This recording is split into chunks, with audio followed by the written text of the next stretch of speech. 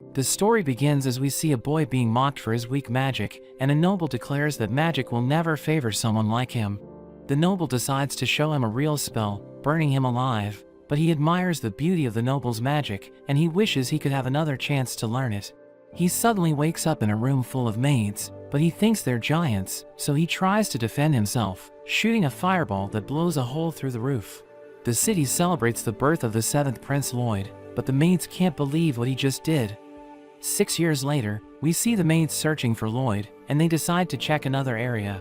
He comes out of hiding, but he's seen by 2 nobles, so he tells them not to alert the maids, and they agree to this, inviting him to join their hunt, but Lloyd runs away. One of them wonders why his companion wants to win Lloyd's favor, since he's the 7th son, so he's unlikely to become the king. But the noble recalls how Lloyd read magic books when he was a baby, so he believes Lloyd is the reincarnation of the great William Bordeaux, the father of magic. Lloyd overhears this, and he notes that he really reincarnated, but he was just a peasant in his previous life. He goes to the library, since he only cares about magic, so he wants to learn as much as he can. He picks up one of the books, but his maid Silpha suddenly takes it from him, and he realizes he's been discovered. They start training together, but Lloyd thinks he doesn't need to learn swordsmanship, since he isn't competing for the throne. But Silpha explains that he still needs to learn it as a member of the royal family, and she declares that his education is her life mission. Lloyd realizes that she'll force him to fight until evening if he slacks off, so he decides to get it over with. They keep fighting, and Silpha notes that he's getting stronger. Lloyd knows she always holds back, but now he's using a control magic to copy her movements, so he's basically cheating. He continues fighting, but he realizes that he's still at a disadvantage, because she's far stronger than him. So he uses physical enhancement magic to bridge the gap, and he also uses levitation. He continues the battle, and Silpha notes that he's stronger than before. He decides to turn off the control spell to surprise her, and prepares to deliver the finishing blow, but she blocks his attack, saying she knows he's cheating, and immediately defeats him. She reveals that she was able to notice the difference after he used his magic, but she's actually happy to see how talented he is, and she's proud that he can use 2 spells at once, because even Imperial mages struggled to do it. But he notes that he was actually using 4 spells, and is relieved that she didn't discover the physical enhancement and control magic. Later that day, Lloyd hears about a forbidden library, which has a demon named Grimoire sealed in a book, because it almost destroyed an entire empire. He manages to find the library, and he uses concealment magic to hide himself. He approaches the entrance, and one of the guards is sleepy, so the other one tells him to stay alert, since there's a powerful demon inside, and the library's magic could shake the entire kingdom. Lloyd walks past them, but the guards mention that no one will be able to access the library, since 10 of the most powerful mages created an unbreakable seal. But Lloyd easily breaks it, and he enters the library, saying he had no idea that such an interesting section existed in the castle. He begins to study the books, but one of them suddenly starts levitating, and the demon Grimoire appears, saying he's impressed that a boy was able to break the barrier. He explains that he's sealed, and he asks Lloyd to help him escape, saying the seal is wearing off, so it's only a matter of time before he breaks out. He offers to give gold in exchange for Lloyd's help, but he realizes that the gold is actually a creation magic and it's of low quality. So he explains that he'll put the seal back after he finishes reading, saying his study depends on the kingdom, so he wants to preserve it. Grimoire is worried, so he tries to convince Lloyd that he won't do anything to harm the humans, but Lloyd knows he can't be trusted. But he talks about magic, saying he can teach Lloyd about spells lost centuries ago. So Lloyd closes his book, and he's captivated by the idea, so he creates a magic key, and manages to break the seal. Grimoire is freed, and Lloyd asks him to use an ancient spell, so he tries to kill Lloyd with a spell called Arctis Obscura, and the room is destroyed by its power. He wonders what he's going to do now that he's free, but we see that Lloyd survived, because he was protected by a barrier. He's impressed by the ancient magic, realizing that it's nothing like the other spells he encountered. He asks for more, and Grimoire keeps using his spell, thinking Lloyd is underestimating him, but it doesn't penetrate the barrier, as Lloyd analyzes the spell. He wonders what it's like to be hit by that kind of magic, so he touches it with his finger, realizing it's painful, but also beautiful, and he wonders what else Grimoire has to show him. He becomes furious, so he grows another head, and recites 2 spells at the same time, combining them to launch a powerful attack. But Lloyd continues analyzing, and he notes that casting 2 spells at the same time is usually impossible. But demons can grow another mouth, so they're capable of using more advanced magic. Grimoire can't believe his strongest spell didn't work, and Lloyd is excited, thinking learning it must be fun. Grimoire tries to escape, but he realizes that he's trapped inside, so he wonders how many barriers Lloyd can make. Lloyd explains that they're under the castle, and he decided to take precautions so his magic doesn't get out of control like before, and we see that the entire library is protected. He mentions that he wants to see Grimoire's defense magic, and he launches a fireball at Grimoire, burning him to a crisp, but Lloyd wonders why he didn't defend himself. Lloyd uses his magic to fix the library, and Grimoire is impressed with his magic, recognizing him as his master. But Lloyd thinks Grimoire is amazing, since demons can't die from magic. He wonders how much pain a demon can endure, and this terrifies Grimoire, so he swears his loyalty to Lloyd as his familiar. He agrees to this, but thinks Grimoire needs to change his appearance, so he transforms into a cuter version of himself, planning to attack Lloyd when he lets his guard down. He asks Grimoire to hide in his clothes, and Grimoire thinks he's a fool, because he can control Lloyd's mind if he gets too close. But as he touches Lloyd, he realizes that Lloyd's mana is too dense, so he can't do anything against him. Grimoire thinks it's better to be obedient for now, so he tells Lloyd to call him Grim, and he ends up becoming Lloyd's familiar. We see the second Prince Albert getting ready, and he goes to visit Lloyd, so Grim hides from him. They head to the training field, where Albert uses his magic to hit targets, and Lloyd tells Grim that Albert is strong and smart, so the nobles think he's going to be the next king. He also has permission to go to all areas of the castle, and he invited Lloyd to join him, so this is one of the rare chances where he can use magic in front of others. Albert tells him it's his turn, but he thinks he shouldn't draw too much attention, because he doesn't want to be dragged into the succession dispute. So he decides to just graze the targets, and the nobles aren't impressed, thinking he's nothing special. But Grim thinks they're fools, since they didn't notice that the targets were hit in the same way, which is much harder than just hitting. Lloyd is thinking about how rotation makes the trajectory more stable, so Grim thinks he's a magic maniac. Albert seems to notice something, so he decides to take a break and leaves Lloyd alone, but he can't believe how lucky he is, because now he has an empty shooting gallery to train in. He mentions that he wants to test new tricks, like the dual enchantment that Grim showed him. But Grim thinks this is impossible, since it's exclusive to demons, but Lloyd doesn't see the problem, and he absorbs Grim, who starts screaming, asking him who would assimilate a demon into their body, but Lloyd is just happy that it worked. The two start reciting together, but Grim gets overwhelmed and freaks out, wondering what Lloyd was doing. So he explains that it was a spell stack, saying he was shortening enchantments by mixing the chance of multiple spells, which allows him to reduce the enchantment time. He reveals he was trying to stack 100 enchantments, but Grim can't believe this, since a spell stack should only have 2 or 3 spells at a time. Lloyd tries something else, and he manages to speak through Grim's mouth. So he decides to use 2 advanced spells at the same time, casting a water and a fire spell, but Grim can't believe he's trying to merge 2 different types of magic. Lloyd feels the power flowing through his body, and thinks he shouldn't point this at anything, so he launches the magic into the skies. Albert is having tea, and the ministers wonder why he pays so much attention to Lloyd, because he's just a child. But Albert thinks they don't have an eye for talent, and he explains that Lloyd hit the targets in the same way, thinking he did it on purpose. Albert tells them he's a prodigy who will become a great sage one day, so he's a valuable asset to the kingdom, and the ministers praise Albert for his insight. He wonders if Lloyd hit all the targets, but the ministers think it's too early, and they realize that the sky is dark. We see the field destroyed, and Grim is terrified because Lloyd opened a hole in the sky. He's enchanted by the magic, but he panics as he sees the hole, wondering how he's supposed to get rid of it, but it disappears after a while. The next day, Grim sees the hole in the newspaper, but Lloyd is more interested in a party of adventurers who cleared a rank A dungeon. He thinks this is a chance to bring back magical items, so he decides to go to a dungeon, but Grim mentions that he can't, reminding him that everyone will notice if he leaves. But he thinks he can handle it, and uses a pellet to create a clone of himself. Grim realizes the clone is identical to Lloyd, so he should be able to leave, but he knows this isn't enough to fool Silpha, so he explains that he has a plan. We see Lloyd leading the castle, and he talks to Grim from a distance, wondering how he is, so Grim reveals that he's trying to imitate Lloyd. He remembers how Lloyd put his mind into the clone, and his body into Lloyd's hand, finding Lloyd truly impressive. He asks Grim to deceive Silpha while he goes to the dungeon, but Grim realizes he can do whatever he wants with Lloyd away. But Lloyd mentions that he's glad to have Grim as his familiar, and this seems to touch Grim, so he tells Lloyd to return soon. He wonders how to find a dungeon, and he sees a girl running from a group of orcs, but she suddenly attacks them, taking them down. Lloyd realizes she did this thanks to her breathing, and he read that in foreign countries, the fighters use breathing to channel an energy called ki, which allows them to use incredible techniques. The girl notices Lloyd spying on her, so he decides to introduce himself, but Grim reminds him that he can't be discovered as the seventh prince.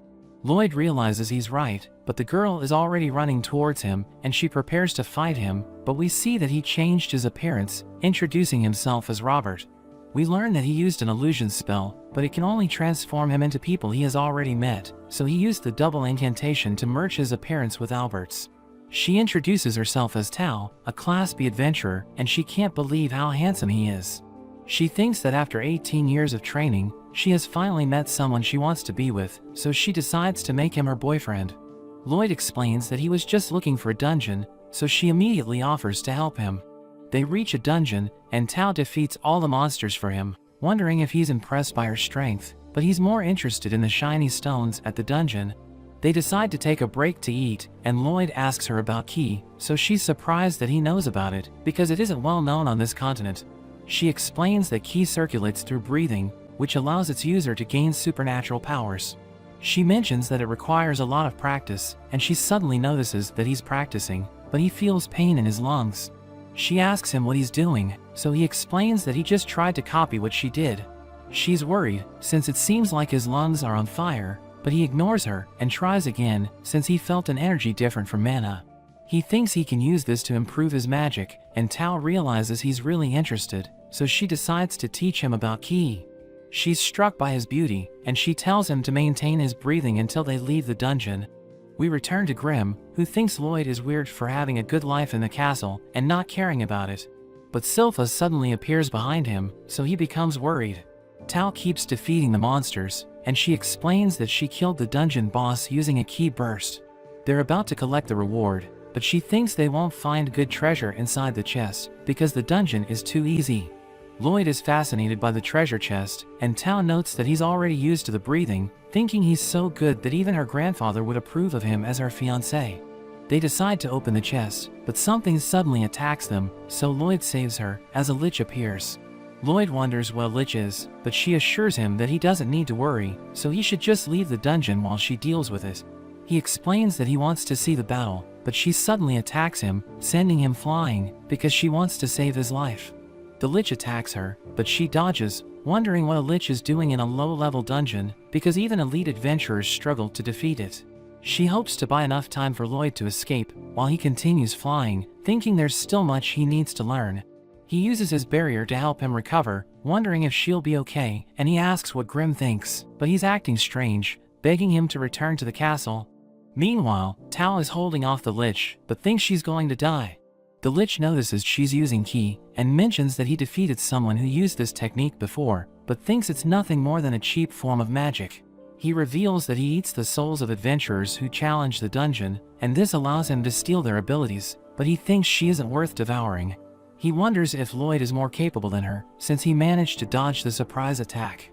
Tao realizes that both Lloyd and the lich are after knowledge, but they're the complete opposite of each other, because Lloyd finds even the smallest things interesting. She's happy that Lloyd finds ki impressive, and he's different from other people in this country, who treat ki as a cheap technique. The lich thinks she's talking nonsense, but Tao suddenly attacks him, so he protects himself with a barrier. But she keeps attacking, saying she's been training her ki since she was a child, and she gave up everything for martial arts, so she never had a boyfriend. She manages to break the lich's barrier, and uses all of her strength to attack him with a burst of ki. But she becomes exhausted, unable to move her body, and she discovers that the lich was able to dodge. He tells her she's too weak to defeat him, and mentions that she wasted her life. He casts his spell, shattering the ground, but it suddenly starts to break, and we see Lloyd protecting her with his barrier, asking her to let him take over because he's in a hurry.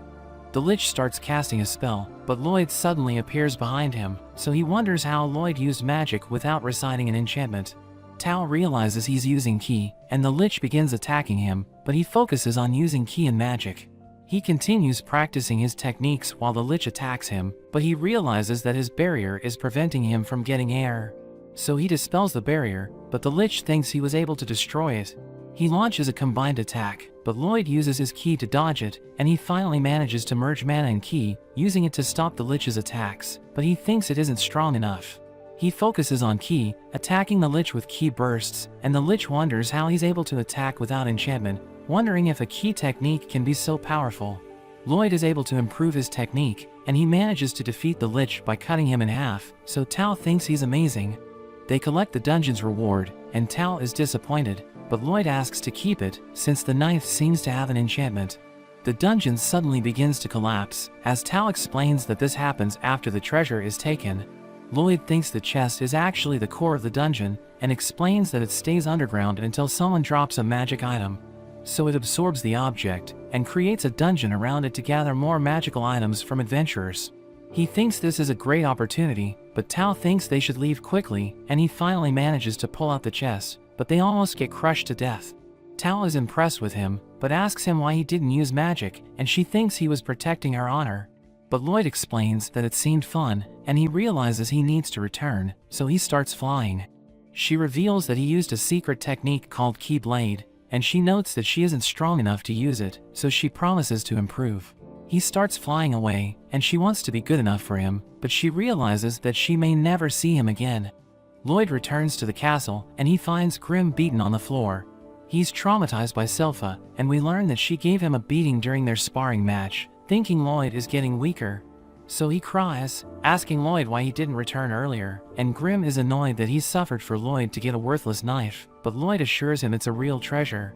He places it in hot water and scrapes its surface, explaining that it was treated with mana essence, which is a catalyst for enchantments, and he realizes that it was enchanted with boost power. Grim wonders if he'll be able to create enchantments, but he explains that this is a difficult technique to learn, and the essence is lost along with the weapon if he fails. So he decides to analyze the essence to create one of his own, and he uses purification magic, and they discover the recipe for the mana essence. Lloyd realizes it's made of oil, silver, and hematite, but Grim thinks this is difficult to obtain since it's made with monster core. But Lloyd mentions that they already have the dungeon's core, so they just need silver and oil, and several weapons they can test enchantments on. Lloyd goes to the king to ask for silver coins, and his father gives him a bag full of them, so he leaves happily, but the king thinks his son is modest for only asking for silver coins. Lloyd and Grim melt the coins, and we see Lloyd fighting against Silpha. He's giving it his all, using the sprint spell to close the distance and transforming the ground to make her lose her balance. He prepares to hit her, but she disappears and ends up defeating him. She gives him the oil as part of their deal, but Lloyd reminds her that the deal was to get the oil only if he hit her. But she explains that she's happy now, because she was worried after his terrible performance yesterday, thinking he was just having a bad day. Lloyd runs off, and he starts mixing the ingredients for the enchantment. He asks Albert for weapons to test enchantments, since he's surrounded by guards, and he wonders if anyone would like to give a weapon to his little brother.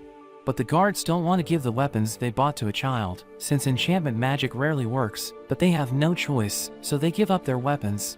Lloyd begins enchanting their weapons, and Grim is surprised that he's writing multiple layers of spells. But this causes the steel to break, because it can't handle the enchantments. Lloyd starts over, but the weapons keep breaking, and he spends all night doing this. He goes to Albert to show him the swords, but confesses that he only managed to enchant 50 out of 120 swords. Lloyd remembers that he was able to enchant more, but tried to put even more spells on them, so they ended up breaking. But Albert is impressed, since the best enchanters only have a 10% success rate, so he realizes that Lloyd is extremely talented. But one of the guards thinks he's lying, and he probably handed over the swords without any enchantment, but the guard's sword cuts through the sheath. Albert is impressed with one of the weapons, and Lloyd wants to see the swords in action. So Albert explains that the king ordered them to hunt a monster, saying he can join them. We see Silpha driving a carriage, and the princes are incited to hunt the monster.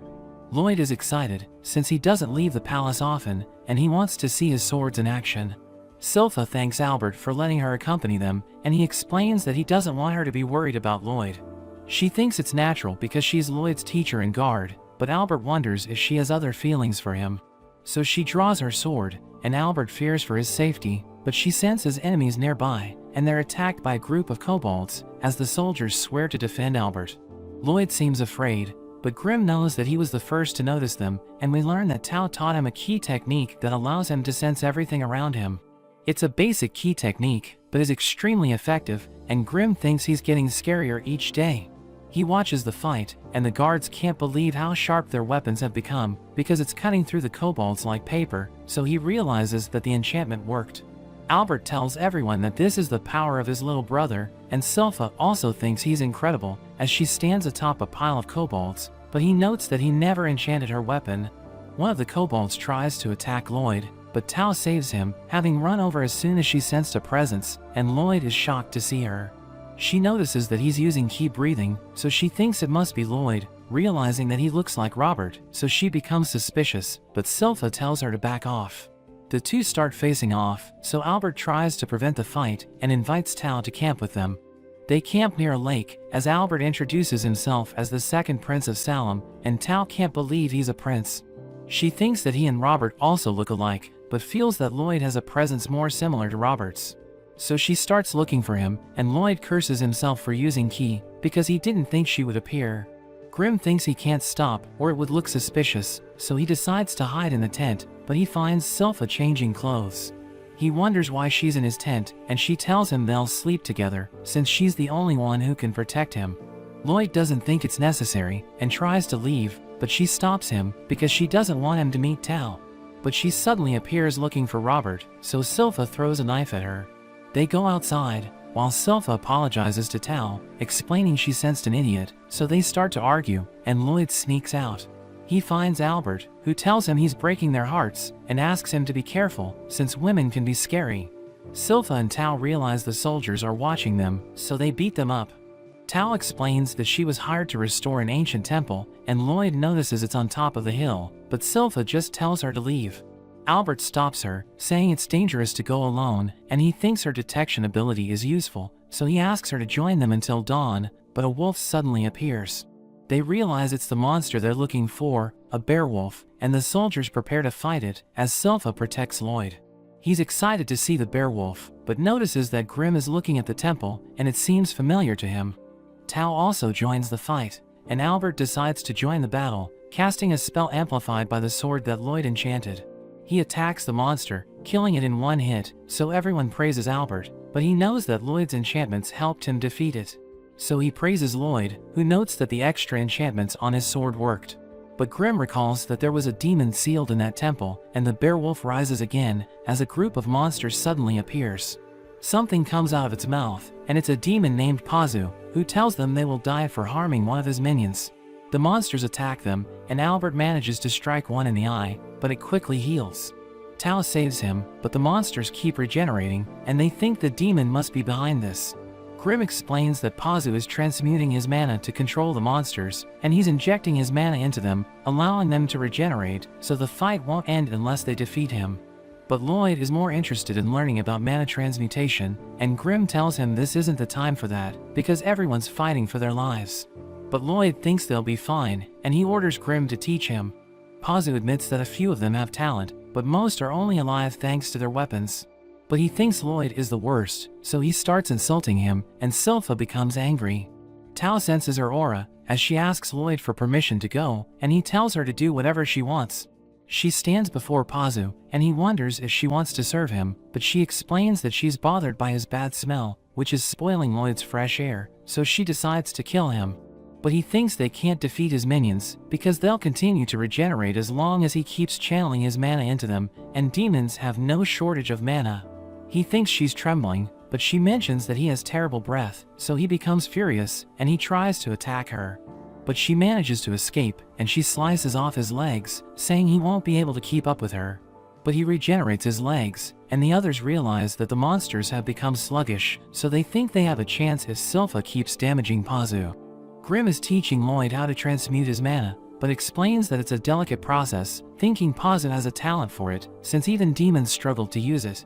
But Grimm discovers that Lloyd has already learned the technique, as he can shape the form and color of his mana. Pazu continues to struggle against Silpha, and she grabs one of the enchanted swords, revealing that she's proud to use one of Lloyd's swords. Pazu starts taunting her, and he runs around her as he continues to insult Lloyd. So she becomes angry, and Pazu manages to eat her, but she cuts him from within and manages to take off his head. She separates the demon from the beowulf, and everyone is scared seeing this, as she declares that she won't allow him to touch her master. Albert and Tao manage to defeat the last of the monsters, but Pazu starts laughing as he releases an evil essence into the air. Albert commands the others to help Silpha, but he's caught by the essence, and even Silpha collapses because of it. Pazu is annoyed, as he broke the seal of the temple a century ago, and it took him a long time to create the minions they just cut down. He grows 2 pairs of wings, and throws Silpha into the lake, as Albert tries to get up to help her, but he realizes he's out of strength. Pazu explains that this is his miasma, thinking she has no chance against him, but she mocks him, telling him his breath stinks. So he becomes angry, and he attacks her, but Tao saves Silpha, and she doesn't seem affected by the miasma. But Silpha claims that she doesn't need help, telling Tao to protect Lloyd, but she ends up fainting. Pazu admits she's a good swordsman, but he wonders why Tao isn't affected by the miasma. She attacks him, but he grabs her with his tail, and he hits her, wondering if she can withstand his miasma because of her breathing technique, but her breathing was interrupted by the blow. He wonders why she didn't flee when she had the chance, thinking she must want to be his minion, but she hits him as she becomes furious. She explains that she would never abandon a handsome man in need, and she strikes him with a powerful ki burst. She tries to stabilize her breathing before he counterattacks, but a monster attacks her from behind, and she almost gets devoured. Pazu asks her about the handsome man she mentioned, saying he can only see rubbish lying on the ground, and he thinks the only handsome ones are his minions, who always keep rising. He releases his miasma again, and this time it affects her. He asks her if she wants to devote her life to him, but she mentions that she can feel Robert's presence, and it has been giving her courage all this time. Pazu wonders who she's talking about, so she tells him that the greatest hottie of all time is coming to defeat him. But the monster eats her, and Pazu thinks humans are pathetic. He pulls Silpha out of the water, thinking it will take a while to bring her under his control, but her strength justifies the effort, and he brags that no one can resist his domination. Lloyd mentions that must be how he was able to control the bear wolves, and he confirms this, explaining that all he had to do was kill their parents and use his miasma to replace them in the minds of the pups. But Pazu realizes something is wrong, wondering why Lloyd is moving so casually in the miasma. He doesn't know how to respond, and Pazu notices that he's treating his essence as if it were nothing. He also notices Grimm next to him, knowing he's a demon, but Pazu wonders why he looks strange, calling him a disgrace. So he becomes angry, saying he was going to give Pazu tips out of respect for the Demon Brotherhood, but now he has changed his mind. Pazu orders the beowolves to attack them, and Lloyd wants to use this chance to test his transmutation. He decides to create a flowery field using his mana, and the beowolves remember the feeling of maternal love, so they side with Lloyd. He manages to remove Pazu's influence from them, and asks one of them to let his friend out, so the beowolf releases Tao. Pazu can't believe Lloyd created such a large field using his mana, and realizes he's a great sorcerer. He tries to use his miasma on the beowolves once more, but Grimm explains that it no longer works because they now remember that he killed their parents. They launch a combined attack on Pazu, and this makes him drop Silpha. Lloyd is delighted to see how beowolves attack in packs, finding them much stronger than when they were puppets. But Pazu manages to stop their attack and starts beating them, calling them ungrateful. He becomes furious and mentions that Lloyd is no match for him because no matter how many spells a sorcerer casts, he won't die. Lloyd has heard this before, and Grimm explains that demons have never been killed by magic. But Lloyd believes they're just hard to kill, so he wants to test how much magic it takes to end a demon's life. Pazu is terrified by Lloyd's mana, and Grimm knows that he's on another level, thinking Pazu doesn't stand a chance against him. He has a few spells in mind to test, and is excited to be able to do so without any restrictions. Pazu wonders why his mana is so dense, wondering if this is real, and he tries to capture Pazu, but he dodges the barrier. He realizes that Lloyd wants to put him in a cage to turn him into a test subject, and he runs off, as Lloyd keeps trying to capture him with barriers. Grimm wonders how many spells Lloyd can cast, and he explains he can do 20 spells at once, but he can use even more with Grimm's help. So he merges with Lloyd, and they create countless barriers with ridiculous speed. Pazu goes into the water to escape, but the barriers keep coming, as he wonders how Lloyd can cast the spells so quickly. He comes out of the water, but is trapped by a spell called Dimensional Enclosure. He realizes that he can't escape, and Lloyd wonders why he's worried, because magic shouldn't work against him. He recalls that Paza murdered the Beowulf's parents, and even performed experiments on them, so he can't complain about what Lloyd is going to do next. He uses his high-speed casting, so Paza becomes desperate and starts begging for his life. But Lloyd prepares to attack him with the four elements, and Paza freaks out, because he was never hit by this kind of magic before, so there's a chance he might die. Lloyd begins casting 240 spells per minute, and he decides to do this for 30 minutes, but he realizes that Paza stopped responding after 5 minutes. Grimm thinks it was due to the stress the multiple spells caused him, and Paza wonders how he failed so easily after a century of preparation. Albert and the others regain consciousness, so Lloyd tries to think of an excuse. He goes up to Albert, and Grimm tells Paza that humans don't want to follow leaders, saying they prefer to spend time with people who are just enjoying themselves, and thinks this is the reason why people keep flocking to Lloyd. Paza wonders if he lost because he wasn't having fun, and decides to entrust his ambition to Grimm, who eats his remains, increasing his mana. He watches Lloyd as he explains that Robert defeated the demon, and Grimm thinks that it will take more to beat him. They return to the city, and the king congratulates Albert for his success, asking him about the adventurers who helped him. So he explains that Robert left before they woke up, and Tao went after him, so the king becomes interested in his strength. But Albert mentions that Lloyd contributed the most to the hunt, as they only survived thanks to his weapons, so he asks the king to consider him as a successor. The king wonders why Albert wants another competitor, so he explains that he only wants what's best for the empire. The king accepts, and he asks Lloyd if he wants to be considered as a successor, but he humbly declines. Lloyd goes outside, and a Beowulf wants to play with him. We learn that it followed him on the way back, and he notices how cute it is, but Grimm becomes jealous, so he changes his appearance, and Lloyd seems to like it. But Silpha arrives, so he hides Grimm and the Beowulf. He tells Silpha that its name is Shiro, and he wants to teach him new tricks, but isn't sure how to do it. Silpha explains that monster tamers use their mana to teach amazing tricks, but Grimm thinks about how Lloyd gave up the throne, and considers him a real magic maniac. Albert and the king watch him, and the king thinks he's modest, but Albert isn't sure if that's the case, and maybe the title of king is too small for him, so the king decides to keep an eye on him. Lloyd issues simple commands, and Shiro obeys him, but he reveals that Shiro is struggling to follow complex instructions, as he uses a command spell. But Shiro becomes confused, because he doesn't understand Lloyd's instructions. Lloyd realizes he needs to learn from a monster expert, and he thinks about his sister named Elise, who has tamed multiple monsters. So Lloyd decides to visit her, realizing that her tower is surrounded by friendly monsters, but she suddenly clings to him, saying she's glad to see him, and she even kisses him.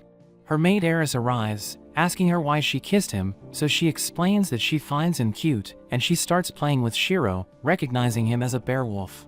She mentions that she can connect with monsters through her instincts, but Silpha suggests leaving, thinking Elise can't teach Lloyd anything, because she doesn't seem to understand the concept of mana.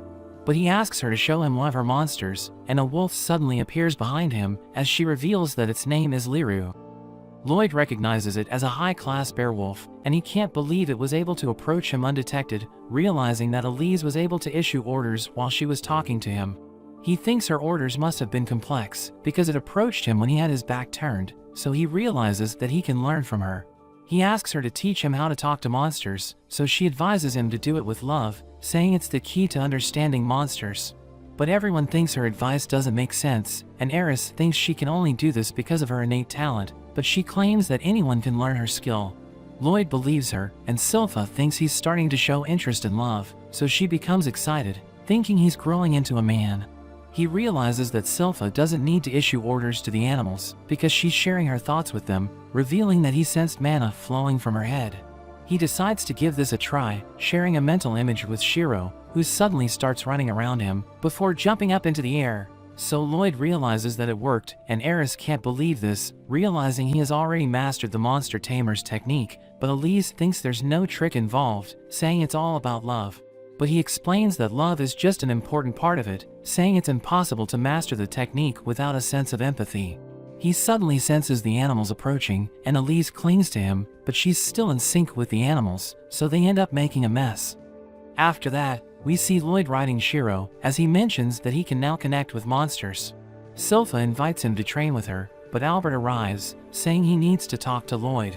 So they start fighting over him, and he decides to go with Albert, who introduces him to the fourth Prince Dean. They head to a forge, where Dean reveals that he knows about Albert's enchanted sword, thinking Lloyd isn't capable of making it, so Dean decides to test him.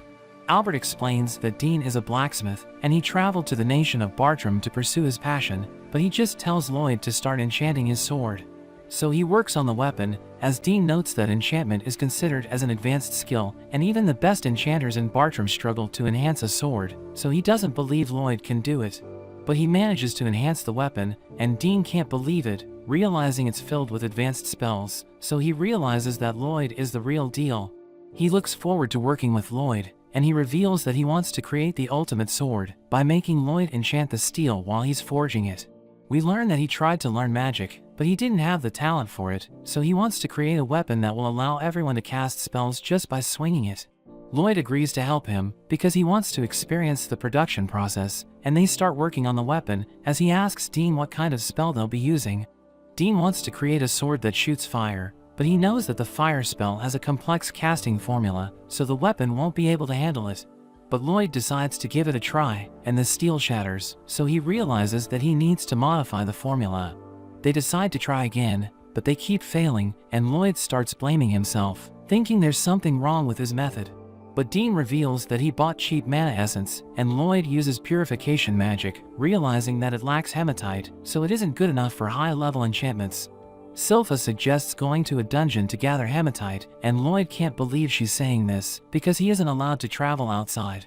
But she reveals that the king gave him permission, thinking he needs to be exposed to the outside world.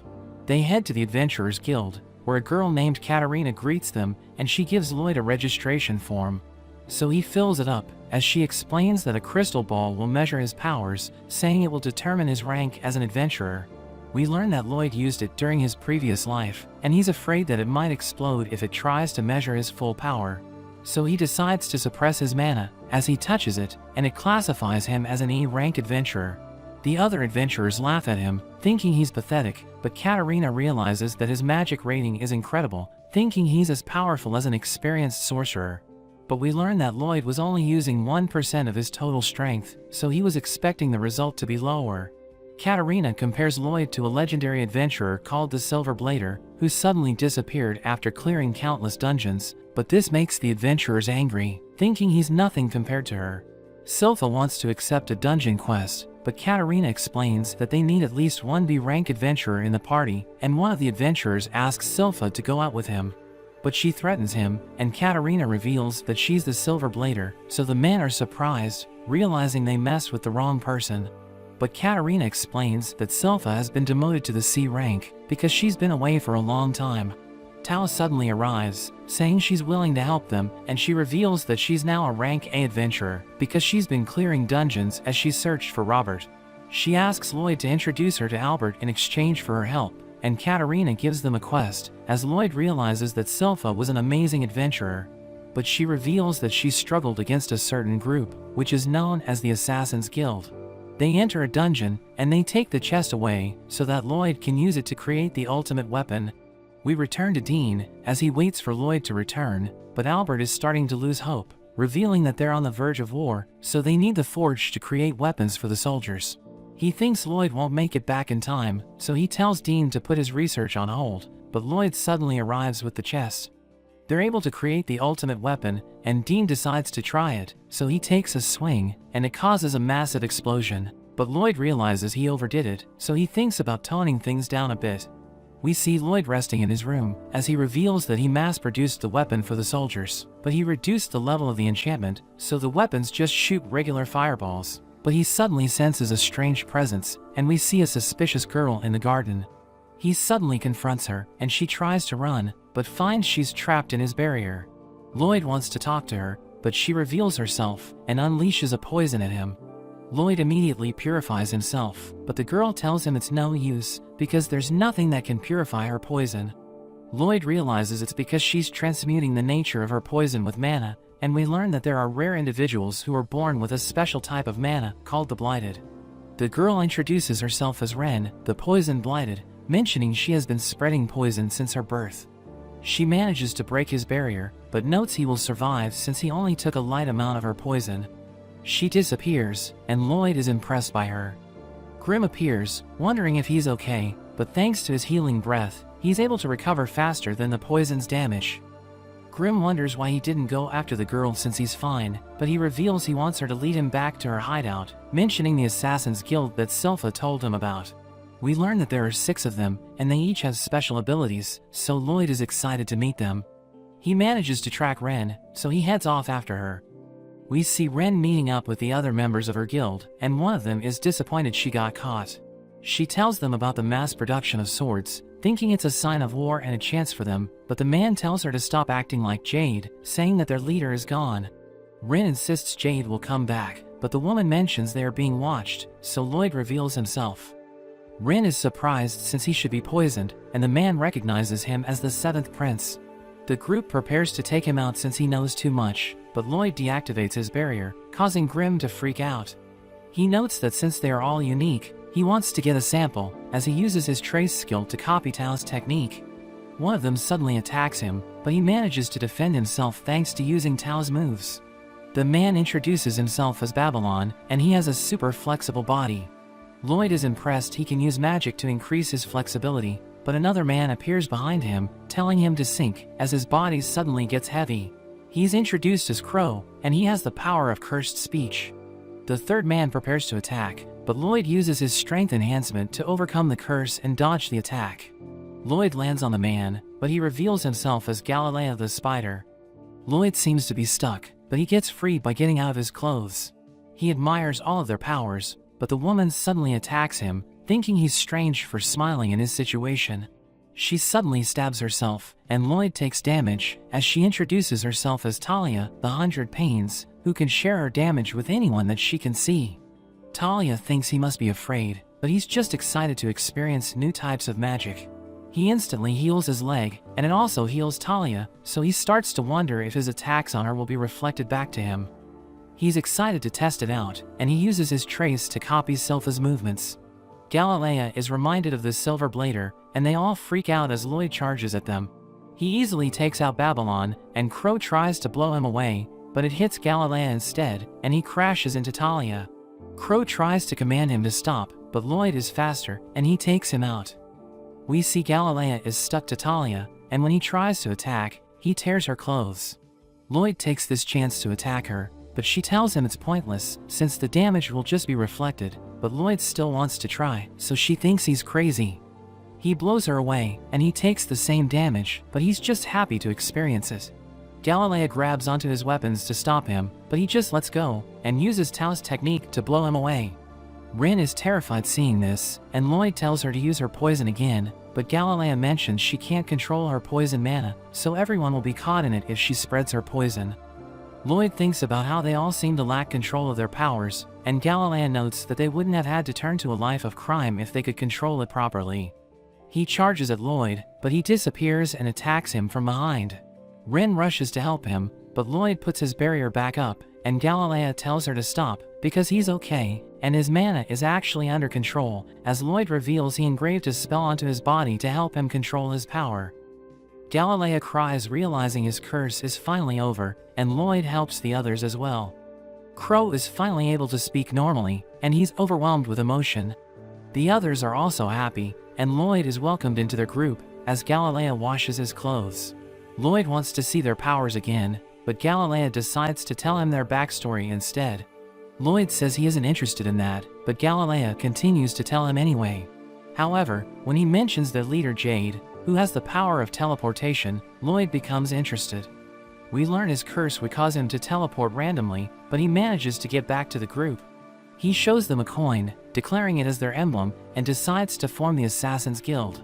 He notes that they will take the shady jobs that the Adventurers Guild can't handle, and they will leave a coin behind so people will know about them, hoping that people will know they are doing good, so that one day they can live in the light.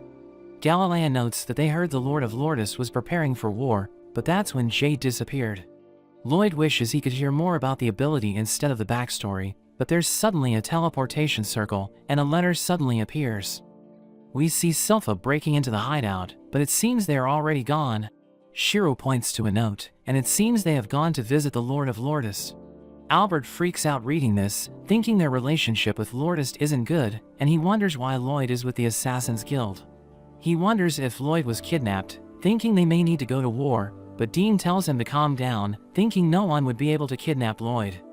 Albert thinks he needs to find a peaceful solution, but Silpha reveals Lloyd's clothes from the hideout, so they think he was stripped, wondering about the sticky white substance, so Albert declares for war. We return to the moment before they left the hideout, as Galilea reveals that the letter is from Jade, and he reads it to everyone, revealing that Jade is now the ruler of Lourdes. He invites them to his manor, and they're overjoyed to hear this, because they're looking forward to seeing him again. They decide to meet him, and Ren invites Lloyd to join them. But he explains that the letter is suspicious, because it was teleported to their hideout, reminding them that Jade can't control his powers. So they think it's a trap, thinking Jade must be lying to them, but Ren believes in him, saying he must have mastered his powers. Lloyd decides to join them, because he wants to see teleportation magic, but Ren is worried that he might get into trouble. So he assures her that everything is going to be okay, saying they'll be safe as long as they follow him. They fly to the manor, but they land in the middle of the forest, because Lloyd realizes that the group is struggling to keep up with him. So they decide to take a break, and Ren decides to hunt food for everyone.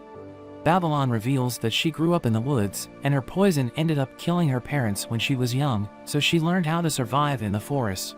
Talia adds that Jade was the one who found her, and in a flashback, we see Jade welcoming Ren to the Assassin's Guild.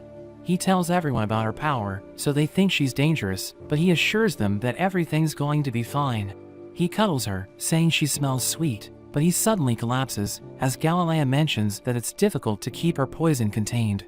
But Jade still wants to be with her, saying he needs everyone's help to raise her, and they agree to this, saying they will do their part. They find a way to control her poison, and after some time, they create a magical robe, which keeps her poison contained. They welcome her into the group, and Jade gives her a hairpin, but she suddenly starts crying, realizing she has found a place to belong. Back in the present, Talia explains that Jade is like a brother to Ren, and Lloyd looks forward to meeting him. Ren prepares food for everyone, but they think it looks disgusting, so Babylon tells Crow to use his cursed speech to make it taste better, but she hits him, and he ends up collapsing. Talia reminds her that Lloyd is a prince, so she thinks he won't like the food, but she sees him enjoying it, and we learn that he was broke in his past life, so he's used to eating anything to survive. Everyone tries the food, realizing it tastes delicious, and they enjoy the meal together. In another flashback, we see Jade telling everyone that the Adventurers Guild is reconsidering the bounties on their heads, so they celebrate, thinking they'll be able to live normal lives. He admits that he isn't really homeless, and he's actually the third son of the Lord of Lourdes, who is addicted to war. He reveals that he needed allies to put an end to the war, and he admits that he manipulated everyone, but they don't care, telling him that he gave them hope. They think he wants them to assassinate his siblings, but he explains that he wants to settle things on his own, because he wants them to live normal lives, seeing them as his family. He isn't sure if he's going to make it back, so he tells them not to give up on their dreams while he's gone, saying he wants all of them to enjoy their lives in Lourdes. We return to the present, as Lloyd falls asleep, so Galilea carries him around, as Grimm reveals that a barrier is surrounding him, so there's no need to protect him. They're about to reach the manor, and Ren suggests allowing Lloyd to rest, thinking there could be trouble ahead. So they decide to leave him in the woods, as they investigate the manor, realizing that everyone's preparing for a party. A strange creature approaches them, recognizing them as the members of the Assassin's Guild, so he welcomes them to the manor, calling them honored guests. They start enjoying the party, as Jade appears, and he uses his teleportation to change his clothes, revealing that he can now control his powers. They're overjoyed to see him, but he explains that he doesn't care, as he suddenly orders them to bow down, and they're forced to obey, as they realize that he can use cursed speech. His companions turn into demons, and he tells them that his plan worked, revealing that their goal is to collect blighted bodies. Grimm fires an energy beam, but Jade appears behind him and blows him away. He crashes near Lloyd, causing him to wake up, and he realizes that his companions are gone. He sees Grimm struggling, so he asks Grimm what happened, and he tells Lloyd that their companions are in trouble. We return to Ren, as she asks Jade what's happening, and his minions reveal their true form, as Galilea notes that they're psychic life forms, which can control human bodies. Jade explains that they're from the Netherworld, and he reveals that he used his teleportation ability to bring them there. He reveals that he took control of Jade's body to acquire the ability, and he introduces himself as Gazama, the catastrophe from the Netherworld, explaining that he was able to dominate Jade's mind. Gazama reveals that the bodies of the Blighted are ideal vessels for them, so Jade tried to take his own life to prevent Gazama from controlling his body. But Gazama healed his body as he was about to die, allowing him to take over. His minions want to steal Ren's body, but he warns them to be careful because her body is poisoned, and her friends fall into despair, thinking it's all over for them. But Gazama notices a mark on her, realizing it isn't in Jade's memories, so he uses his cursed speech to interrogate her, but she bites her tongue as he realizes that she's trying to resist. He tells her to sell her friends out, but everyone suddenly senses a strange magical energy as Lloyd summons a massive energy beam, which eliminates the demons, leaving an enormous crater in the ground. The remaining demons freak out, realizing that Lloyd is overpowered. He heals Ren and tells everyone to escape, saying he will deal with the demons. She refuses to leave him, but Galilea carries her away, telling her they're no match for Gazama, so they need to leave everything to Lloyd. The demons think Gazama is dead, but he suddenly appears behind them, reminding them that they need to capture the assassins. So they chase after Ren and her friends, and Lloyd tries to blast them away, but they're able to escape. Gazama's minions charge in as he summons a dragon, which slips past Lloyd's barrier, so he becomes curious, thinking about letting it hit him, but he doesn't know if he'll be able to survive. So he decides to dodge it, and it hits a demon as Lloyd uses his analysis spell, realizing that the demon has been killed in one hit. Grimm advises him to run away, explaining that Gazama isn't using spells, because he's transmuting his mana to launch projectiles. We learn that barriers are made of mana, and it protects its user from spells, but mana can pass through it, so it won't protect him from Gazama's attacks. He realizes that Gazama is a worthy opponent, but he looks down on his minions, thinking they're useless. Grimm reveals that demons are broken down by classes, and Gazama's minions are at the 10th rank, so they can easily be defeated by humans. Pazu is 2 ranks above them, and Grimm is considered as a 3rd-class demon, but Gazama is far above them, and he's considered as a demon lord, which is beyond the level of a 1st-class demon. Grimm thinks Lloyd is no match for him, but Lloyd confronts him anyway, and Gazama asks him who he is. So he explains that he's the 7th prince, and Gazama reveals that he was in Jade's memories, thinking Jade wanted to see him. He wants to get rid of Gazama because he's after the Assassin's Guild, and Lloyd believes in their potential, so he wants to protect them. But Gazama only sees them as perfect vessels for his kind, so they prepare to fight each other. Grimm advises Lloyd to run away, but he refuses, and Grimm thinks he's being stubborn, thinking he doesn't stand a chance, because Gazama has extreme magic resistance, so Lloyd won't be able to harm him. He fires a projectile, which pierces through Lloyd's barrier, so Grimm freaks out, because even his strongest spells can't damage it. Gazama summons countless weapons, and he launches all of them, destroying everything around him, as Lloyd tries to evade, knowing his barrier won't hold. But Gazama suddenly appears above him, kicking him away, as he combines the power of his weapons, creating a powerful drill, which threatens to kill Lloyd. So he summons a stone golem, which protects him from damage, as the assassins watch the fight, realizing that it's on another level. Gazama's minions see them, so they charge in, as Babylon tries to open the gate, wanting to help his friends escape. Gazama notes that he was only able to pressure Lloyd with his teleportation ability, and Lloyd reminds him that it belongs to Jade. But he explains that he was able to master it, saying humans aren't strong enough to control their powers. So he believes that the Blighted are meant to be possessed by demons, because they're the only ones who can unleash the Blighted's full potential.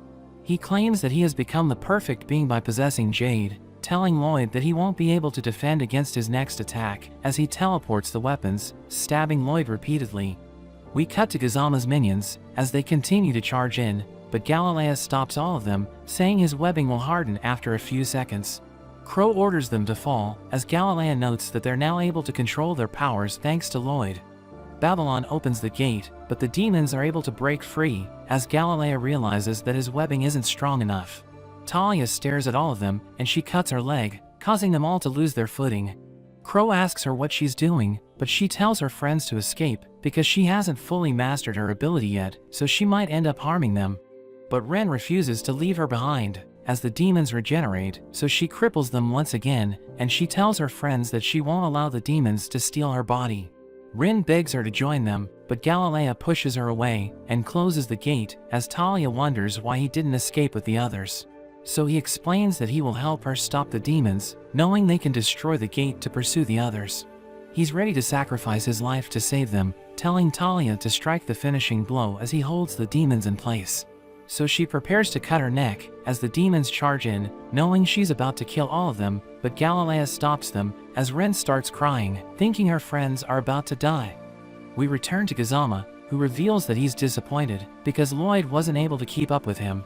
He prepares to kill the assassins, but Lloyd's body suddenly crumbles, and he launches a surprise attack, but Kazama teleports away.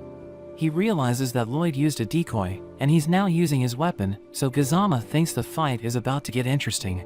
But Lloyd notes that things aren't looking good, and Kazama thinks he's freaking out, but he tells Kazama that they need to fight somewhere else, so he becomes confused.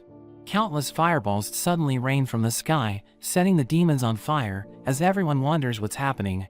The gate is suddenly cut to pieces, and we see Albert with the royal army, realizing that things have taken an unexpected turn.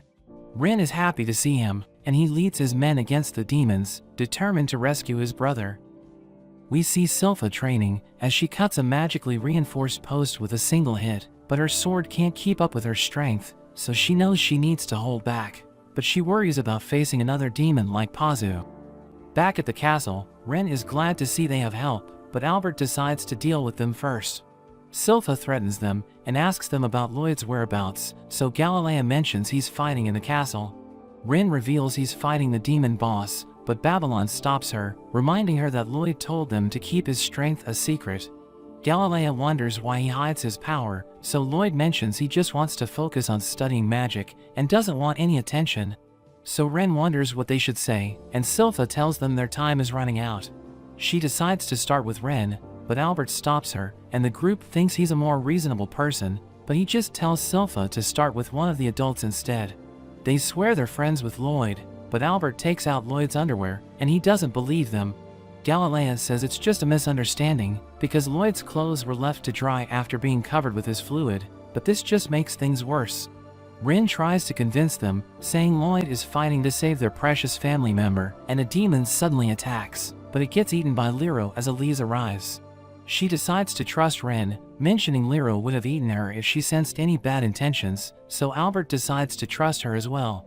He prepares to face the demons, and he orders Sylpha to find Lloyd, but Ren tries to stop her, saying Lloyd is just fighting a weakling, so he doesn't need any help. But there's suddenly magic in the sky, and the bridge is destroyed. Dean notes that the demons are swimming toward the riverbank, and Albert worries about becoming trapped, so he orders everyone to pull back. Meanwhile, we see Lloyd and Kazama watching from above, not wanting to be interrupted. They continue their fight, and Grimm tells Lloyd he needs to focus. He sees Albert and his soldiers fighting the demons, but he thinks they can handle it, so he decides to focus on Kazama. The demons regenerate despite the flames, and Dean uses his sword to cause a massive explosion, but it's still not enough to defeat them. He notes that their magic swords use up their mana, and their soldiers will run out before the demons stop regenerating. Albert notices that Sylpha is missing, and we see her riding Shiro, telling him to jump, but it's way too far. Sylpha thinks about using a rope, and Shiro also thinks about seeing Lloyd again, so he suddenly jumps, but just falls into the water. A demon suddenly attacks, but Sylpha defends herself, and the demon compliments her, but reveals that while the other demons are at the 10th rank, he's higher level than them at the 8th, so he tells her she stands no chance. Meanwhile, Albert notes how the demons are possessing the bodies of Lordist citizens, and he wonders if there's any way to save them. A demon suddenly attacks from behind, but Babylon saves him just in time. Albert notes how he didn't hesitate to kill, and Babylon thinks he's a kind person, just like Jade, but mentions that the citizens are already dead, so there's no saving them. Hearing this, Albert activates his sword, and decides to stop holding back, activating a spell that rains fire from the sky. The demons burn, and Albert orders his men to fight with everything they have. Meanwhile, Sylpha fights with the sword demon, and they seem to be evenly matched. They both charge at each other with their sword skills, causing a shockwave, but it ends up in a draw, with both of them taking a hit, but the demon just regenerates. He declares he wants to take her body, wanting to also use her sword skills, as he suddenly uses a Lordist technique, delivering an incredible slash. Galilea wonders how he knows such a technique, so the demon reveals it belonged to the owner of the body, showing his calloused hands and mentioning that the man must have trained incredibly hard. But all his memories and experience now belong to him.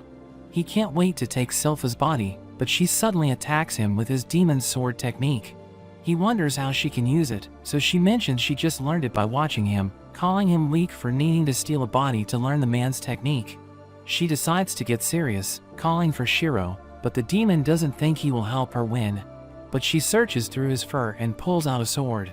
We see that it was Lloyd who made it for her, and he notes that he didn't put any flashy enchantments on it, but made it as strong as possible, so it will be able to withstand her full strength, thinking she will be able to kill demons with it.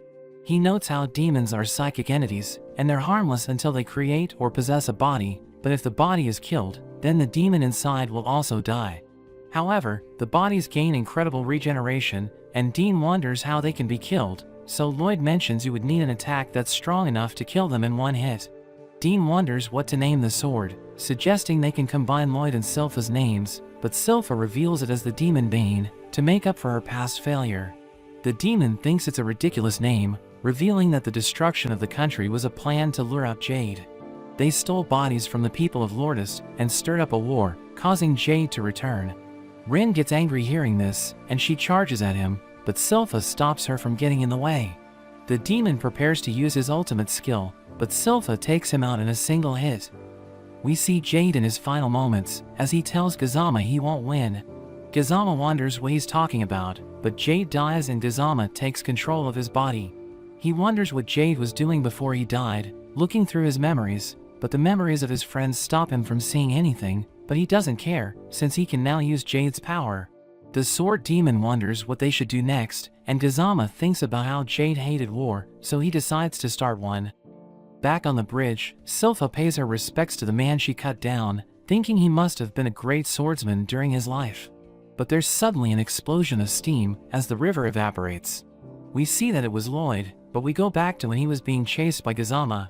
He wonders how to deal with the attacks, noting how the mana spears can break through single barriers, but it's fine as long as he keeps up a reinforced barrier.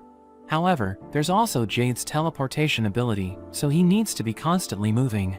He tries to fight back, double casting a spell to create an enormous flaming giant, but Gazama just teleports away, and it ends up evaporating the river. Grim warns him to keep moving, but he notices that Gazama didn't attack with his teleportation, so he realizes it requires line of sight. He decides this is his chance to use his sword, and he suddenly attacks Gazama with countless clones. They all stab him, but he notices the one with the real sword and takes him out. He tells him it's useless since he can regenerate from any attack, but he starts to wonder why the clones aren't disappearing, and he notices the one he killed was just a fake. He wonders where the real body could be, thinking the best place would be to watch from above, but Lloyd suddenly attacks him with fire. The clones quickly shuffle, and Gazama wonders how to deal with them. He decides to attack them all at once, and he starts firing mana spears in all directions. He hits one with a barrier, but it turns out to also be a clone. He realizes Lloyd must have put barriers on a number of the fakes, and thinks Lloyd must be among them, but we see that he actually has no barrier, using a concealment spell to hide himself, while Grim wonders what he's trying to do.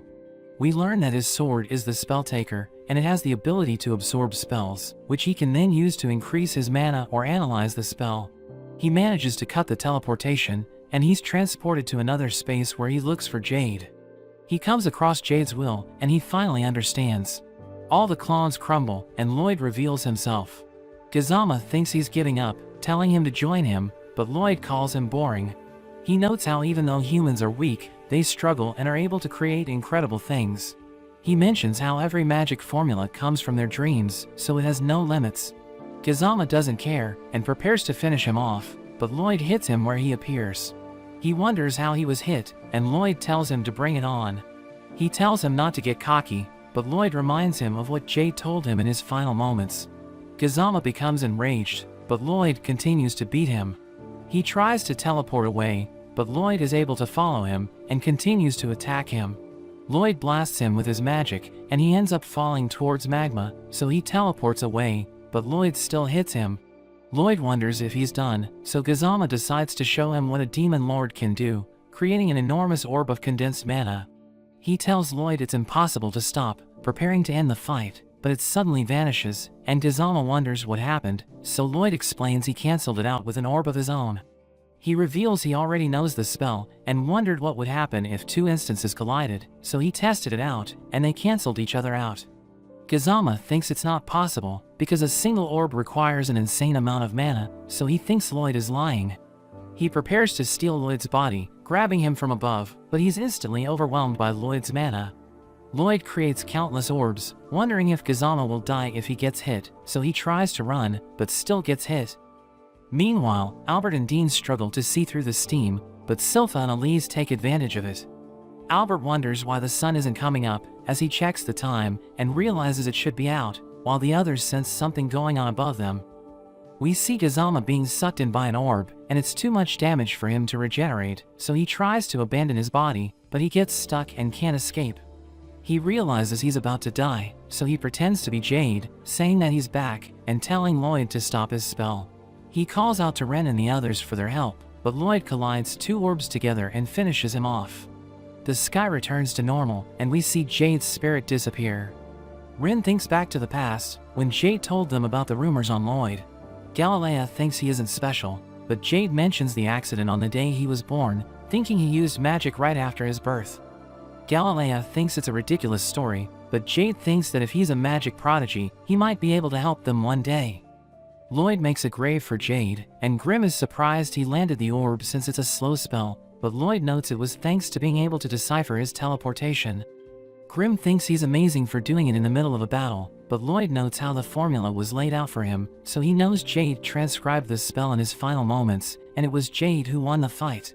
Ren listens to him, thinking she needs to tell him how grateful she is, but Albert suddenly appears.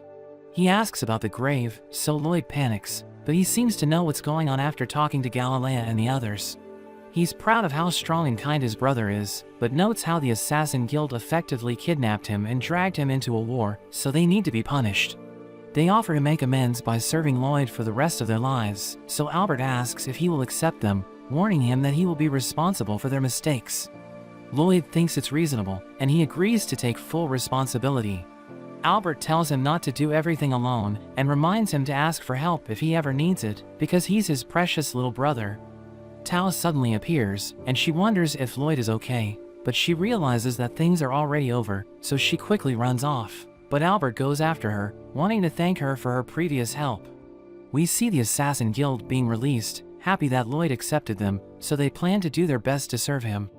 They all have tea together, and Tao gets nervous since they're royalty, but Albert thanks her and tells her to relax, so she orders Silpha to bring her tea, but Silpha spills it on her, so they start fighting. Albert also tells Galilea and the others to relax, and they decide to have a party for Jade instead of being sad. Talia tells Albert to drink with her, but he turns her down, saying he's still working, so Talia uses her ability on him, sharing her intoxication, but he suddenly asks Galilea why he covered Lloyd with his fluids, and they realize he's an angry drunk. Meanwhile, Silpha and Elise relax in a hot spring, and Silpha wonders what Ren wants, so she asks to be able to work with Lloyd, wanting to show her gratitude. But Silpha notes that it's not something she can decide, telling her to ask Lloyd himself, but he suddenly appears, and tells her that it's fine. We see Ren as she heads to Lloyd's room, to call him for breakfast, but she can't find him there. She suddenly hears his voice behind her, so she freaks out, and he comes out of hiding, revealing that he was able to conceal his presence using the mana block she taught him. She's impressed that he can already use it, because it took her a year to learn the skill, so she thinks he's amazing. He notes that it's been a couple of days since she started working there, so he wonders if she's already used to her job, but she explains that she still needs time to adjust. She explains that Silpha has been teaching her, but she's extremely strict, and Ren is struggling to learn proper etiquette, but she promises to do her best. He tells her she can be casual with him when the other servants aren't around, but Silpha suddenly arrives, and scolds Ren for speaking to him so casually. We see civilians fixing the damage caused by the demons, and Lloyd plays on Galilea's webs, telling him they're useful for the reconstruction. We learn that he's now the governor of Lourdes, and Lloyd reveals that his father gave him the authority to appoint the governor. So he decided to give Galilea the position, because Lloyd believes that he can make Lourdes great again.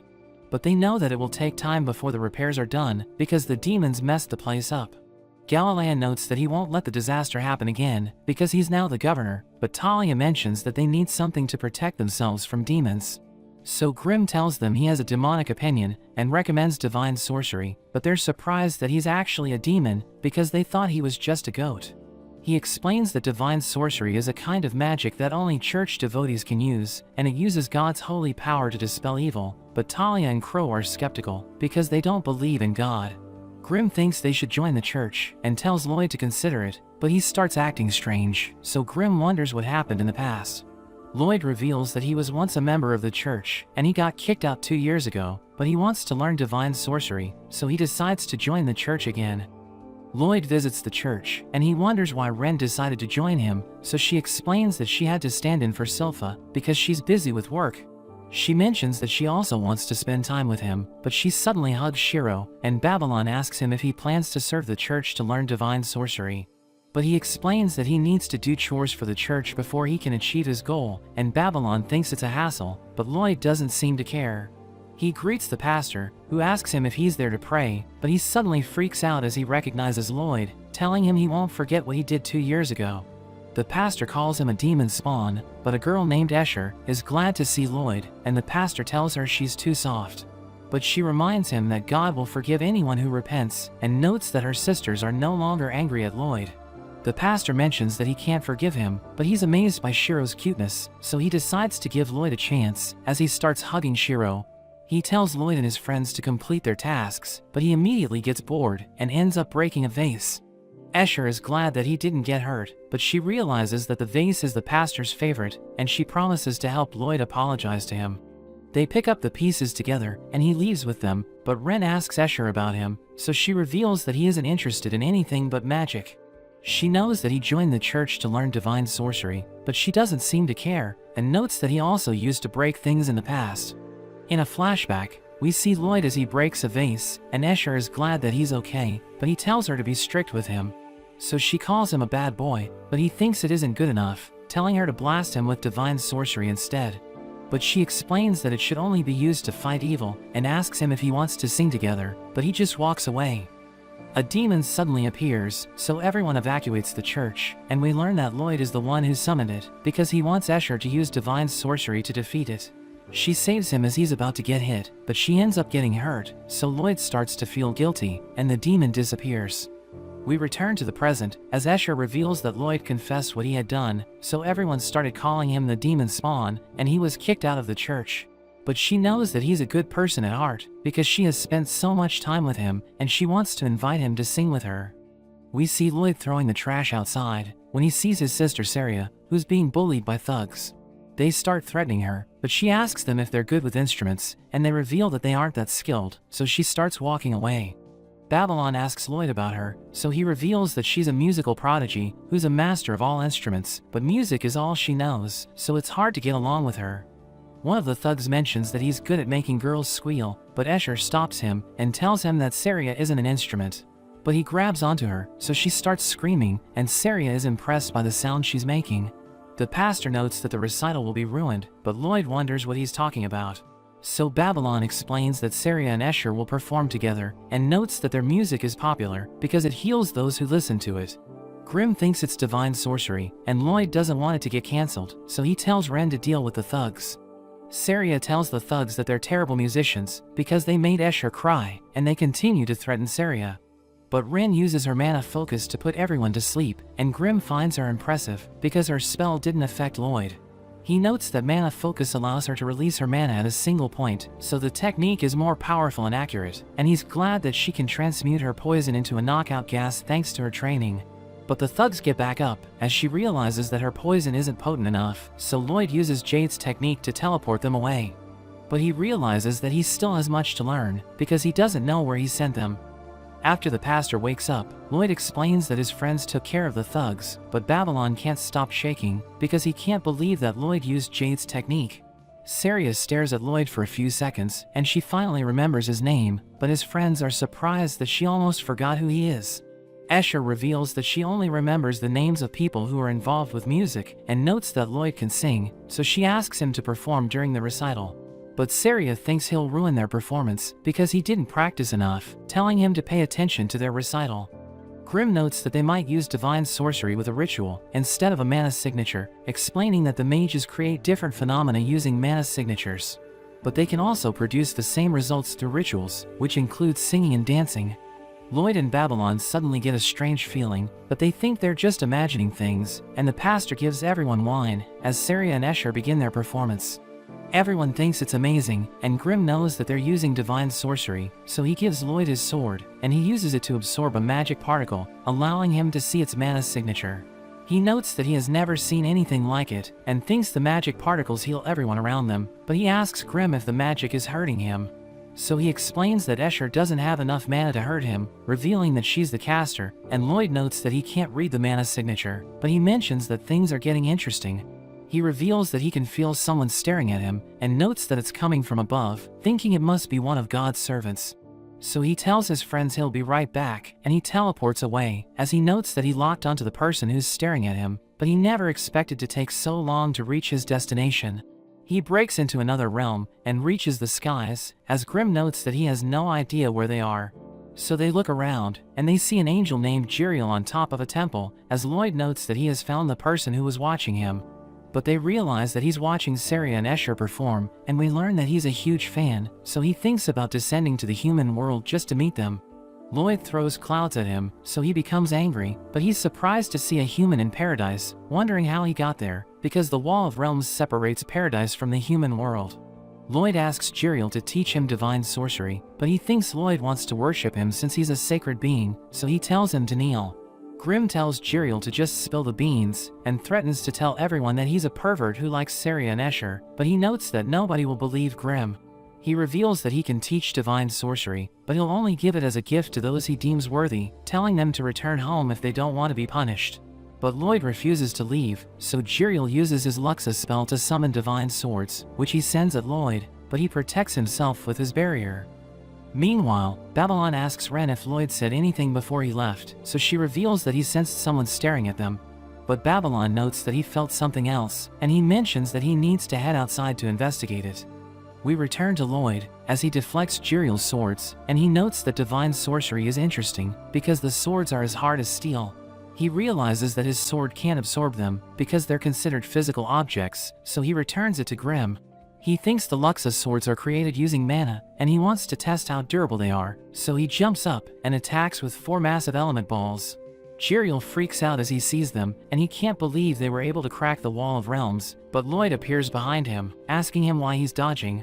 He swings at Lloyd, and explains that his Luxa is invincible, but he doesn't want it to be defiled by his basic sorcery, so he decided to dodge his attack. He realizes that Lloyd is missing, and thinks he ran away, but he sees Lloyd behind him, as he notes that he wants to test Luxa's durability. Jiriel is angry that he wants to experiment on Luxa, telling Lloyd he'll dodge all of his attacks, but he uses Jade's technique to surround Jiriel with portals, and attacks him from all sides. Jiriel manages to fly away, and Lloyd thinks he needs to make adjustments, but Grimm recalls how Kazama used that move against Lloyd, realizing it's more dangerous now that he's the one using it. Grimm tells Lloyd that he might end up killing Jiriel, but he tells Grimm not to worry, because he won't misuse Jade's power. He creates a portal to attack Jiriel with his flames, but he flies away, as Grimm tells him to just teach Lloyd divine sorcery. But Jiriel continues to claim that his Luxa is invincible, and tells Lloyd he'll never hit him, because he's too fast. Lloyd realizes that he can't hit Jiriel, because he uses his teleportation spell before his spells activate, so Jiriel has time to react. He mentions that he has seen through Lloyd's tricks, and prepares to attack him, so Grimm starts to panic.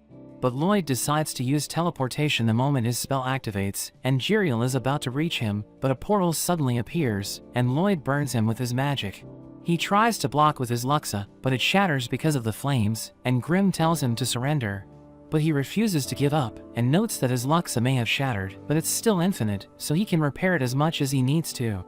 Lloyd becomes excited hearing this, and wonders how much it can infinitely regenerate, so he decides to test it again. Jiriel is nervous as he sees Lloyd preparing to use his spell, and he promises to let him return safely after he gives him his autograph.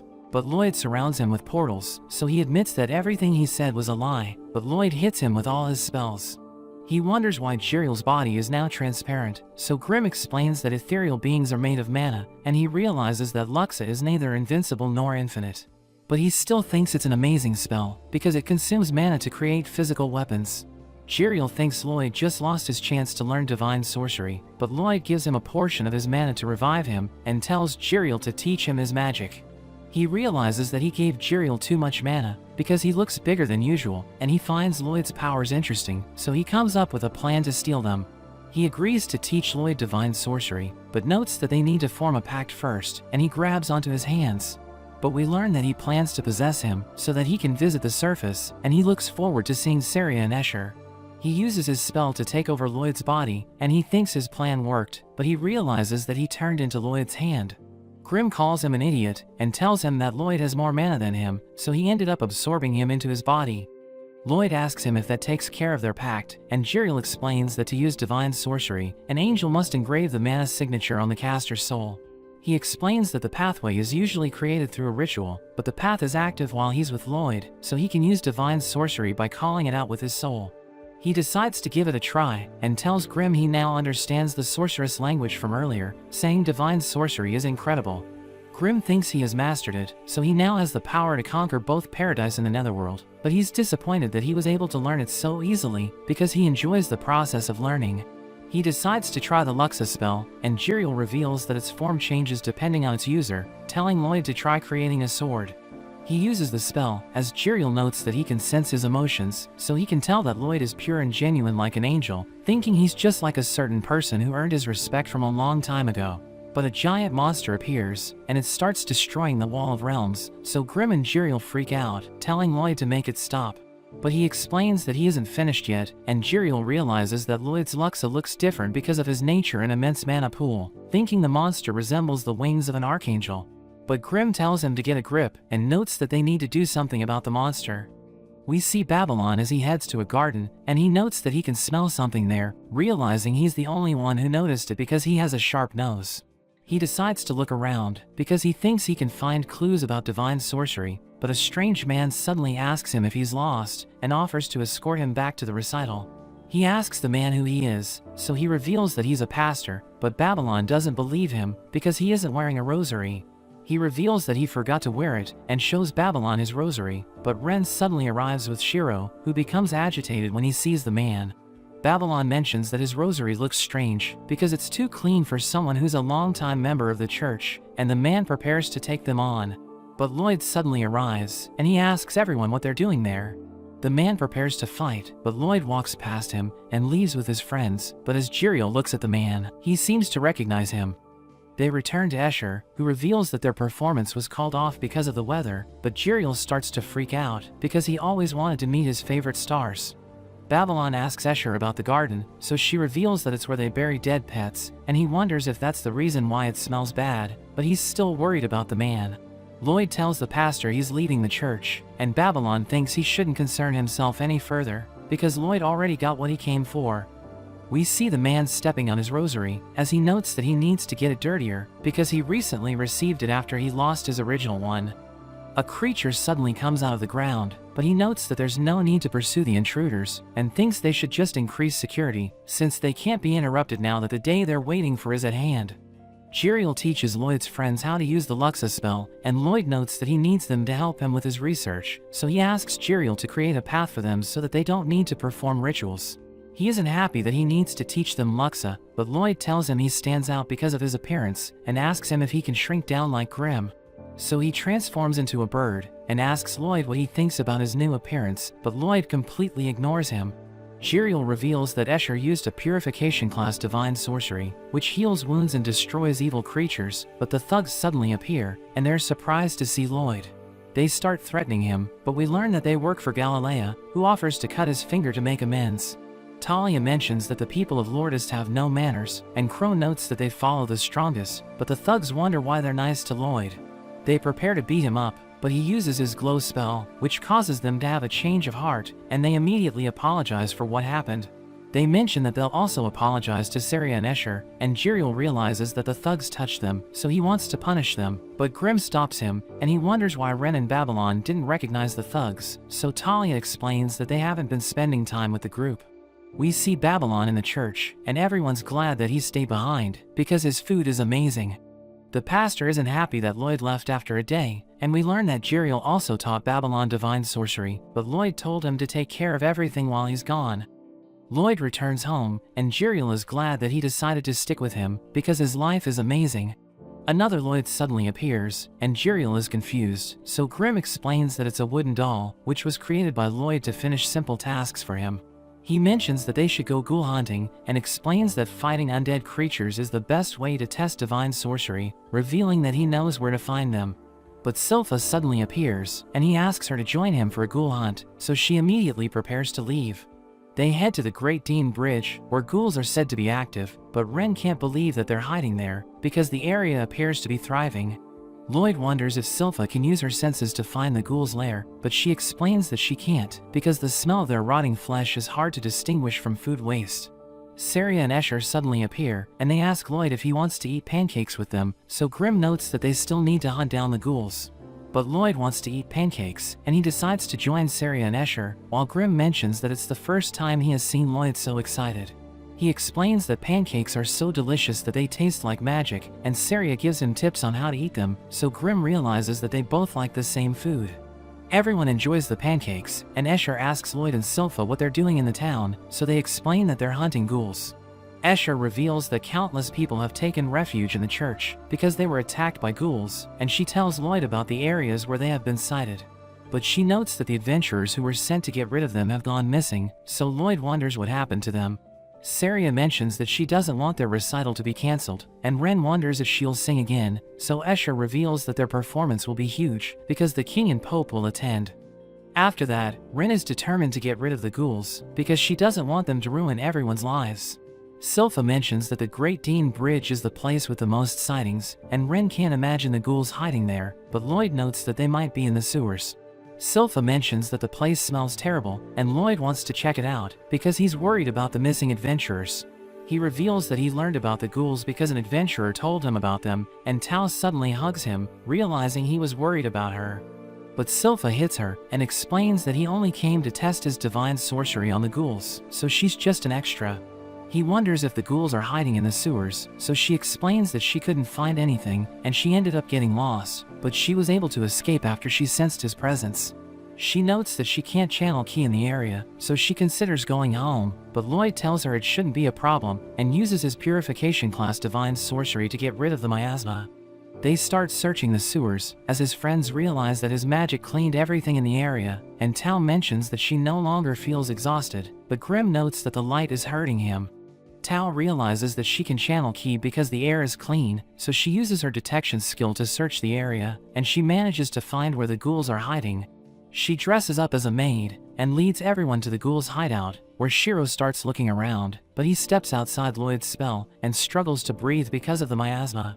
But he presses on, and Lloyd thinks he can't smell anything, so he thinks about using his detection skill, but Tao suddenly interrupts him, asking him how he can copy her technique. Silpha hits her again and they start fighting, while Tao wonders why Silpha didn't bring her sword with her, so she explains that she wants to keep it clean. Tao thinks it's the perfect chance to compete with her, but she isn't interested, so Tao notes that the winner of the game gets to go on a date with Lloyd. So Silpha decides to participate, and Ren mentions that she wants to join as well. We see a swarm of ghouls chasing Shiro, and Tao notes that whoever kills the most ghouls wins the game, so the girls prepare to take them on. But Lloyd uses his divine sorcery to create Luxa weapons, because he wants the girls to test them out. Tao jumps into action, and manages to kill 4 ghouls, but Silpha suddenly stops her, and starts stealing her kills. She catches up to Tao's score, and she tells Silpha to stop following her, but she explains that she's just testing her Luxa weapon. She tells Tao that her kills don't count, because she didn't use her Luxa gauntlet, so they start to argue, and they continue to steal kills from each other. They appear to be evenly matched, but Ren is falling behind, since she's just fighting casually, but she realizes that she also wants to go out with Lloyd. So she enchants her weapon with poison to make it stronger, but as she tries to attack a ghoul, her knife suddenly shatters. Lloyd realizes that divine sorcery weakens if it's tampered with, and he thanks her for helping him come up with an idea, as he gives her a new weapon. She thinks it's the same as before, but she uses it to cut a ghoul, which suddenly disintegrates, so she realizes that it was poisoned. Lloyd reveals that he modified his divine sorcery, while Grimm notes that the knife isn't poisonous, but it causes the purifying effect to spread after it scratches its target. He realizes that divine sorcery is about to evolve, because Lloyd got his hands on it, and the girls continue to slaughter the ghouls. We see that their scores are tied, and the competition becomes intense as they realize that the ghouls are about to get wiped out, but a monster suddenly appears and sends them flying. We cut to the mysterious man, who is choking the pastor, as he notes that he needs to increase the security in the area. He orders a wraith to take over the pastor's body so that it can move around the church, but Escher panics as she sees them, and she asks the man what he's doing. The girls get back up, and Tao charges in, but the monster extends a string, which causes her legs to stop moving. She wonders why she's sitting down, and he prepares to grab her, but Silpha saves her, so she tries to explain what happened. But Silpha reveals that her arms also feel strange, so Tao realizes that they both have no idea what's happening. The monster extends his string at Lloyd, who manages to grab it, and the monster senses his overwhelming power. The girls launch a surprise attack, but he manages to dodge it, and Lloyd checks out his string, realizing it's a spinal thread. Rin reveals that she also saw the strings, and she mentions that she knows the monster because she has already heard about him. In a flashback, we see Jay telling Ren about the Neuron Blighted, whose body produces spinal threads, which are made from mana. He explains that when they touch a person's limb, they interfere with the motor nerves, and the Blighted can control the affected body part. We learn that he has spinal threads wrapped around his skin, and they have mana signatures for evasion and counterattack, so he can react with incredible speed. He was sent as a biological weapon during the Civil War, and he slaughtered everyone in his path, including his allies. So they tried to take him down, but they couldn't stop him, and he even survived being shot through the heart. So they blew him off a cliff to send him into the sea, where his body sank to the bottom as he continued to struggle the entire time. We return to the present as the girls see the Blighted's spinal threads, but Silpha wonders why he's still moving even though he's dead, so Ren notes that it must be because of his automatic reflexes. But Lloyd thinks it isn't the case, and he believes that the Blighted isn't a ghoul because he still seems to have memories about his life. The girls charge in, as Tao notes that they just need to dodge the threads, but they realize that the threads are everywhere, and they end up crashing to the ground. We return to the mysterious man, as the Wraith tells him that it wants to possess Escher, because she has a nice body, so he tells the Wraith to go for it. It prepares to possess her, but Babylon takes it out and stabs the man's arm, offering to show him the way, since he thinks the man is lost. But he tells Babylon he has nothing to show him, and suddenly transforms his arm. Meanwhile, the girls get back up, and the Blighted extends his strings, but the girls dodge all of them, and they're able to close the distance. But he manages to block their attacks, and punches Tao and Ren away. Silpha tries to stab him, so he catches her sword, but she notes that his hands are now occupied. Rin uses her poison butterflies, and Jiriel notes that poison doesn't work on ghouls, but the Blighted suddenly gets weaker, as Lloyd notes that she used a neurotoxin. He knows that the spinal threads are connected to the Blighted's nervous system, so he loses control over them once he's paralyzed. But Ren notes that they need to finish him off before the paralysis wears off, so Tao starts pummeling him, but she stops as he extends his spinal thread, and she barely manages to dodge it. His threads cut everything in their path, and he extends them to attack her, but she uses her skill to grab onto them and throws him towards Silpha. She prepares to finish him off, as she notes that she'll send him to the other side, where he can finally rest in peace, and she uses her Lion's Roar skill to end the fight. He gets blown away, and Ren thinks they were able to defeat him, but Silpha knows that he's still alive, because he was able to regain his automatic reflexes before she hit him. We see the Blighted running away, and he thinks about having fun on the surface before he returns to his master, but Lloyd suddenly blows his leg off. The Blighted freaks out as he sees him, and he recalls that he lived a miserable life before he died, so he ended up becoming a wraith. He didn't have the power to possess people with strong bodies, so he thought he could never get revenge on the people who made him suffer. But he met his master, who showed him the body of the monster, and it accepted him without resistance. He asks his master what he wants in exchange, but he just tells the Blighted to use the body as he sees fit, so he slaughters the people who made him suffer during his past life. But he doesn't know what to do now that he has achieved his goal, so he returns to his master, who welcomes him home, as he realizes that his master has become the center of his world. We return to the present, as Lloyd uses his Luxa to summon a giant angel, and the Blighted can't believe how powerful he is, so he considers running away. But he thinks about his master, realizing Lloyd is a threat to him, so he decides he needs to fight him. He stitches his leg back in place, and he charges in, as he dodges the angel's attacks, but he ends up losing an arm. He notes that he can still fight, and he presses on, as he manages to close the distance, but he slams into Lloyd's barrier, as he realizes that he never stood a chance. But an angel catches him as he falls, and Lloyd is glad that he has finally stopped reacting automatically. He wonders why Lloyd spared him, so he explains that he wants to experiment on him because he finds him interesting. But he's surprised that the Blighted can actually talk, and tells him he should have said something, because Lloyd thinks he did more damage than necessary. He starts asking the Blighted personal questions, telling him he wants to get to know him, and he offers to shake his hand. The Blighted is touched by his actions, and he takes his hand, but he starts crying, as Grim and Jiriel praise him for fighting Lloyd without running away. He realizes that it took courage to fight Lloyd, thinking his past struggles are nothing compared to it, and he never thought he would be able to touch Lloyd's hand, so he feels grateful to him. He recalls that his master gave him a marble that contains the divine spell Luma Maxima, and it will destroy his body if it's shattered. It suddenly activates, and his body instantly crumbles, as the mysterious man realizes that he was defeated.